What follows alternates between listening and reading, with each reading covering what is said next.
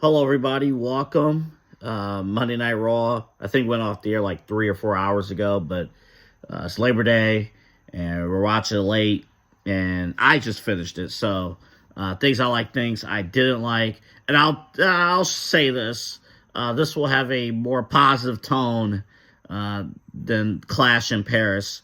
I didn't like everything from today's show, but today's show was much better than the effort put out yesterday by WWE. So let's talk about it. Things I didn't like, things I didn't like.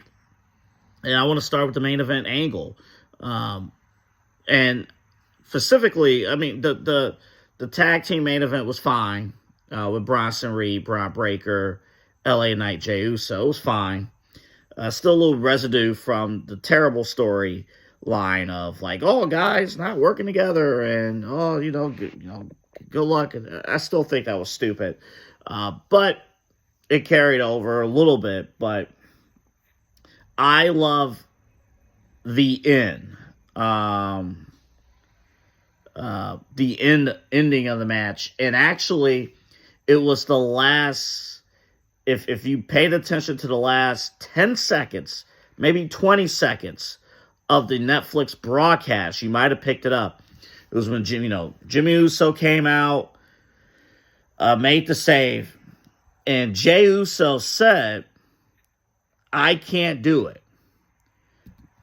Make a reference to the fact that, LA Knight's going to probably move on to something else. And you got two monsters you're facing, and Bron Breakker and Bronson Reed. Two monsters. And Jey is saying, being humble, is like, dude, I can't do it alone. He didn't ask for Jimmy Uso's help, but he got it. And I think it's going to set up a good contest between the Usos and Bron Breakker and Bronson Reed. Doesn't mean that the Usos are going to be back together full time, but as we have seen in the past, when they need to put the bloodline back together, they put them back together. When they need to put certain guys together, they will do it. And I think this will be a good match. Two clashing styles, too. Obviously, high flying with the Usos, and ground and pound with Bronson Reed and Bron Breakker. And what I hope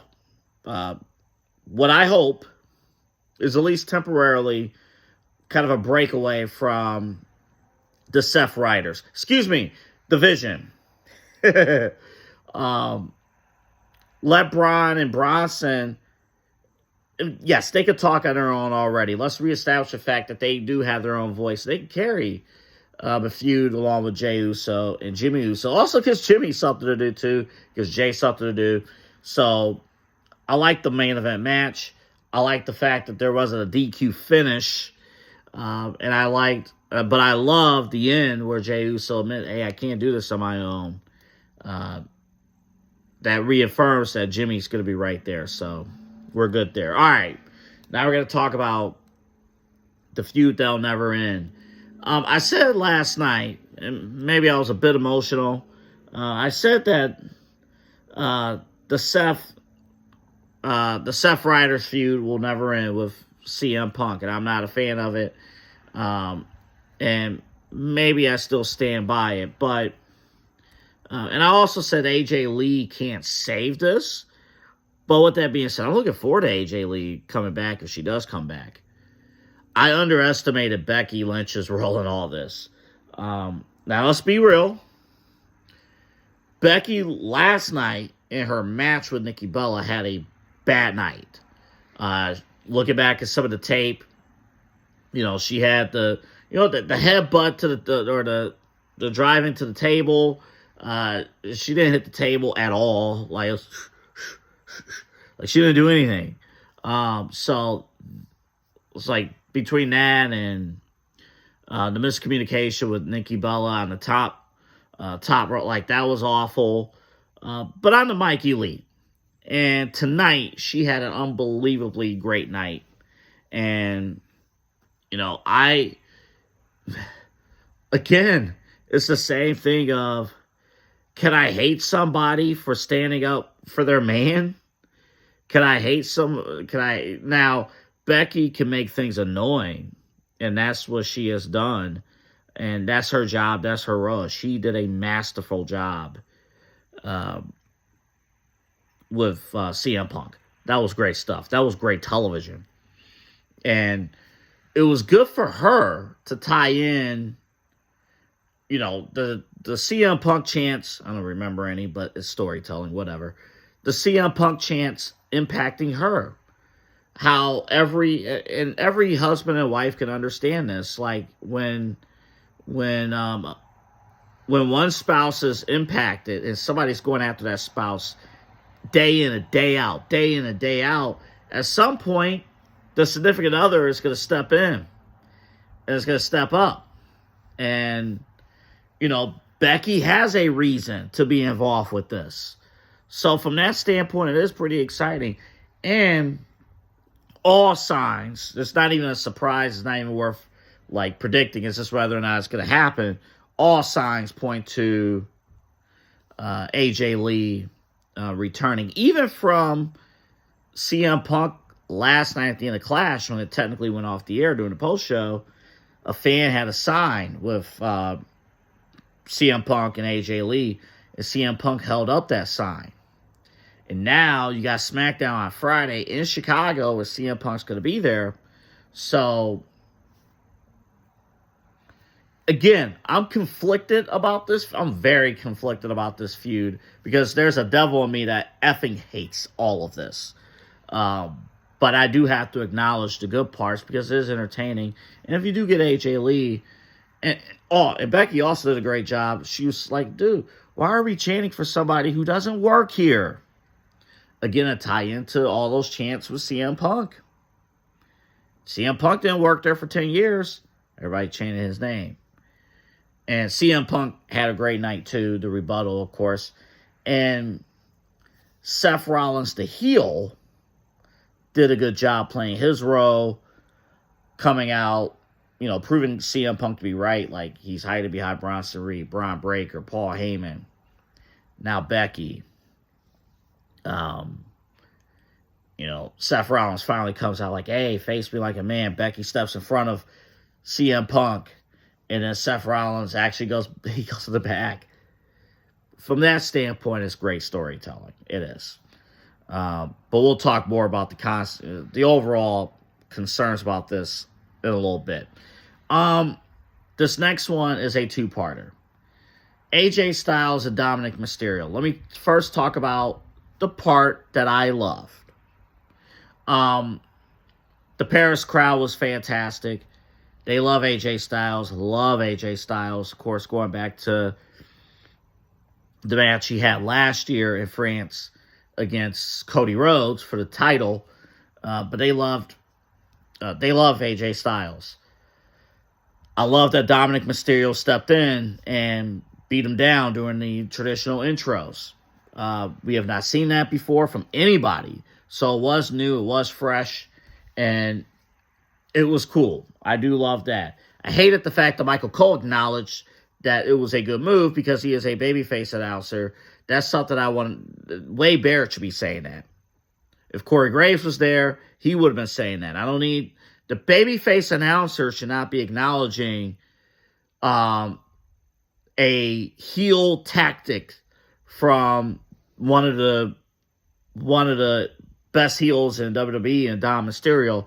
The babyface announcer, Michael Cole, should not be saying that that's a smart move. I should be hearing that from Wade Barrett.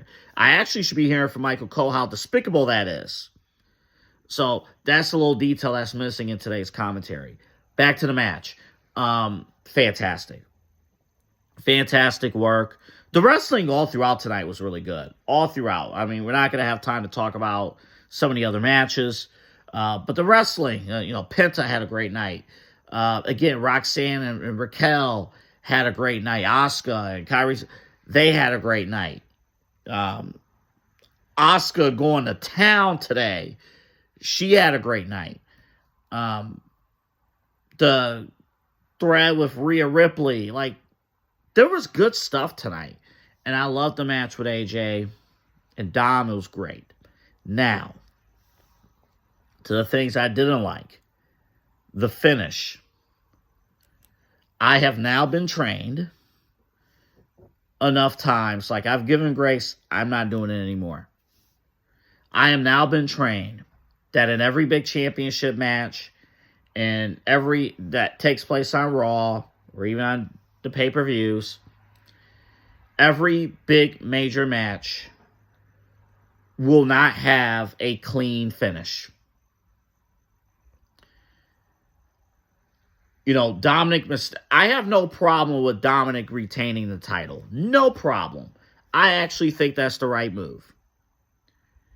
I have a major issue with the continued use. You know, we're promoting major matches every single week on Raw. And every single week on Raw, all summer, every single week, we get a non-clean finish. If you want to involve El Grande Americano, there are other ways to get him involved. Whether it's a post-match angle, that's how you get him involved. But we're trying to tell the story that Dominik Mysterio can't win big matches or can't win clean in any way, shape, or form. I understand that statute, but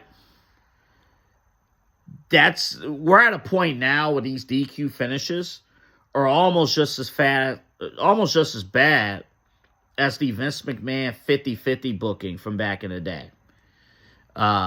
If you're new and you don't know, that's where, you know, if Vince McMahon was booking AJ and Dom, AJ would win the first match, Dom would win the second match, AJ would win the third, Dom would win the fourth. Back and forth, it would never end. And nobody would get over.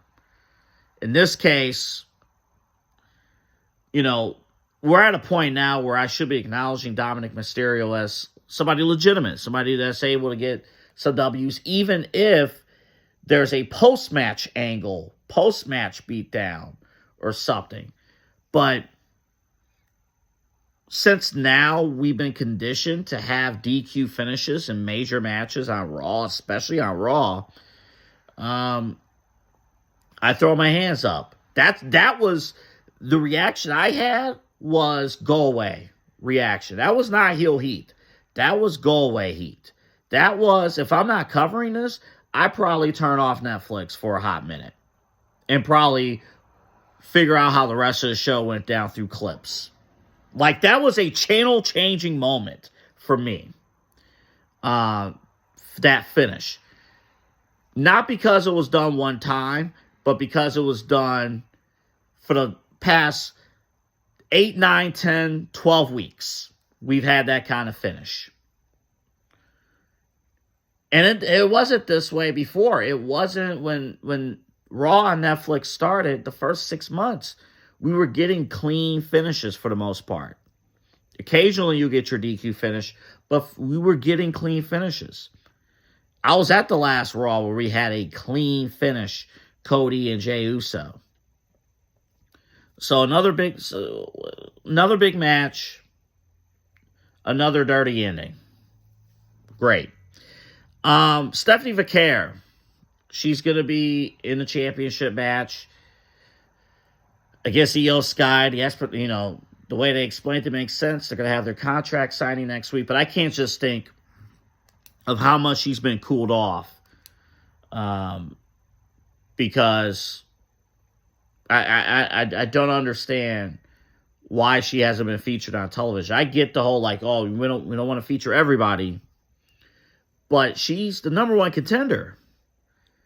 Evolution, according to Wade Barrett, happened almost 2 months ago. A lot of things has happened in life in the last 2 months. A lot happened in your life, happened in my life in the last 2 months. So, great. We're not learning from mistakes. Great job, Triple H. Great job. They're going to have a contract signing.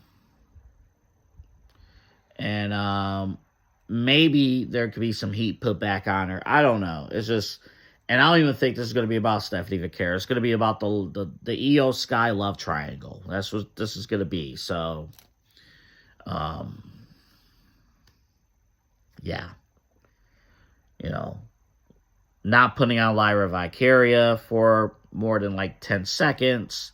At least now she has something to talk about with the Judgment Day, but I don't know. And then finally, and I saw Kyle today, pretty much all weekend. We may have we're going to have a difference of opinion on the main show about how Division is going, because they are trending, in my humble opinion. I see the Seth Riders. And maybe there is a difference in terms of the people who's around Seth compared to the people around Dean Ambrose, or Jon Moxley. Bron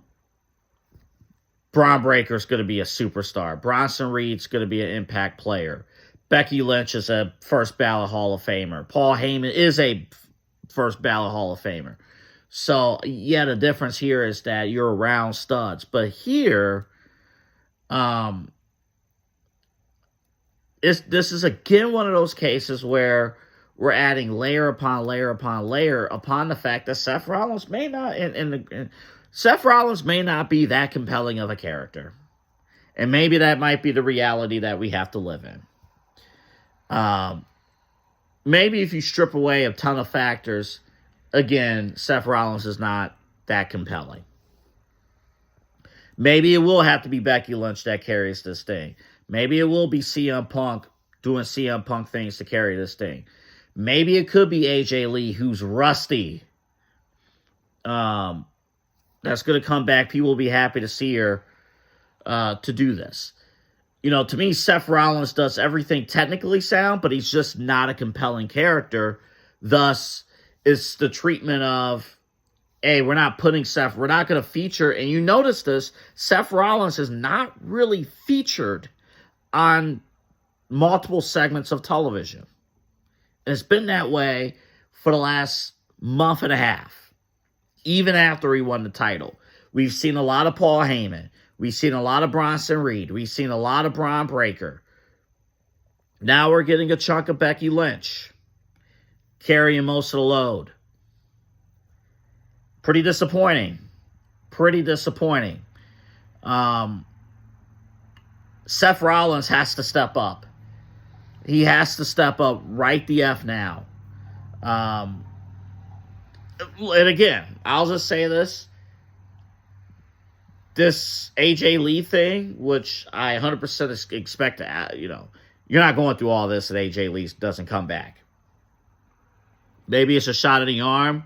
I fear what happens after WrestlePalooza.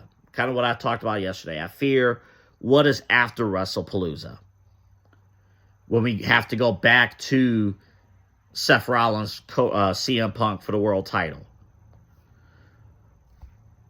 What happens when CM Punk loses again? Will we get another effing new challenger? Like, what are we doing? So, okay, that was a lot. But that's things I like, things I didn't like. Overall, it was a better viewing. It was a better viewing than yesterday's Clash at Paris, which was, some called it mid, I called it pitiful. But a better show here today. And that's that. All right. We got a busy week. You guys enjoy your week. Hope you enjoyed your Labor Day weekend, as we are now in the fall. And we'll talk to you guys on the main show, on the main podcast. So stay close, audio and video version. Have a good one.